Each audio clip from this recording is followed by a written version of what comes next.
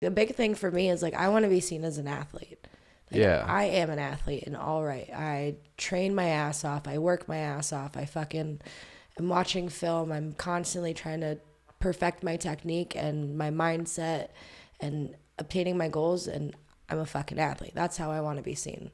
You know, I'm Right. not a wheelchair athlete. I am an athlete. Yeah. I went to a, there's a gym not too far from here, about 30 miles. It's called Adapt.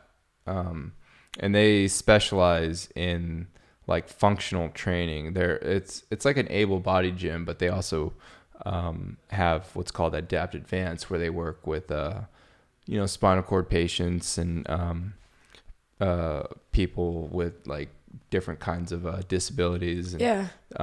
they started developing kind of like this wheelchair rugby program, like an elite rugby training regimen, and the U.S. national teams adopted a lot of their a lot of their stretching techniques, and a lot of things that like the U.S. side does. They were able to adopt over from Adapt. But we at one of their very first rugby camps, the owner Brian, he was a ex-football player, played for Stanford, and was actually projected to be one of the first offensive linemen picked in the draft that year. But he, unfortunately had just this horrific knee injury that ended his career. But one of the things that he said during the camp on day one was,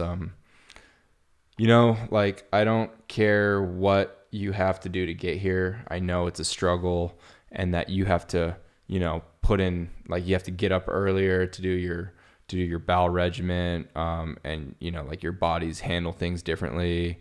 But I don't care about any of that. Like, when you're in this gym, like, I'm going to treat you like an athlete, because there's no such thing as a wheelchair athlete. Yeah. You're just an athlete who uses a wheelchair to do a sport. Exactly. But regardless of, you're still an athlete, and I'm going to treat you that way. Good. And, that really stuck with me. And that's kind of how I've always approached like my training. It's like, nobody cares. Just work harder. Yeah.